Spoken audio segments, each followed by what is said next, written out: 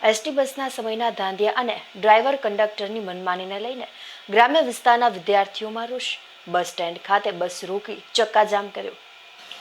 ભાવનગરથી બાડી પડવા જેસપરા ખદરપર તથા ભાવનગરથી તણસા જેસપરા Alang સુસિયા રૂટની ST bus સમયસર આવતી ન હોય તેમજ ડ્રાઈવર કંડક્ટર દ્વારા પોતાની મનમાની કરીને બસને બસ સ્ટોપ ઉપર ઊભી રાખવામાં આવતી ન હોય તેમજ રૂટ ગમે ત્યારે કેન્સલ કરવામાં આવતા હોવાથી વિદ્યાર્થીઓ દ્વારા સરકારી એસટી બસોને ડેપો ખાતે ઊભી રાખી ચક્કાજામ કરી વિરોધ કરવામાં આવેલ.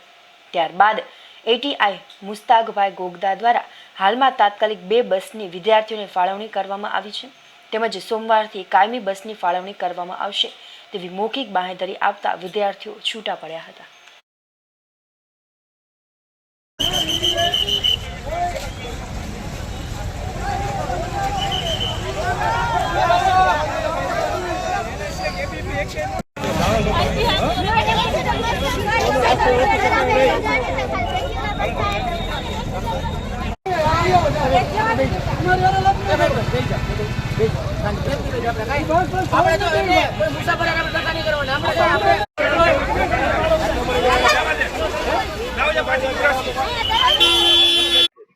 મારું નામ અનિશા જાંબુચા છે. હું કંડાળા ગામની છું.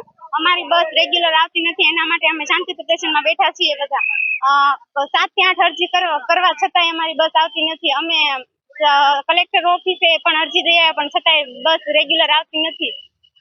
ડેપોમાં પણ કેટલી વખત અરજી કરવા સ્ટુડન્ટ ગયા હતા પણ છતાંય બસ રેગ્યુલર આવતી નથી. મારું નામ ગોહિલ મેહુલસિંહ કિશોરસિંહ છે. હું ખદરપરનો રહેવાસી છું. અમે બધા જ વિદ્યાર્થી છીએ. બસ વારંવાર અરજી કરી હોવા છતાં પણ રેગ્યુલર આવતી નથી અને દરેક વિદ્યાર્થીઓને સ્ટુડન્ટને અપડાઉન કરવામાં બહુ જ તકલીફ થાય છે, જેના કારણે અમે લોકો અહીંયા આંદોલન ઉપર ઉતર્યા છીએ અને અમે કલેક્ટરને આવેદનપત્ર પણ આપી ચૂક્યા છીએ. તેમજ એટીઆઈને રૂબરૂમાં 6 થી 7 વાર લેખિતમાં અરજી આપી દીધેલી છે, જેની કોઈ પણ નોંધ લેવામાં આવતી નથી. તો આ મીડિયા દ્વારા અમે એટલું જ કહેવા માંગીએ છીએ કે અમને અમારા રૂટની ખદરપર જેસપરા બસની 2 બસો જે રેગ્યુલર છે એ સ્ટાર્ટ કરી આપે અને રેગ્યુલર કરી આપે. બસ હલતા બેઠી જાઓ બધા નીચે.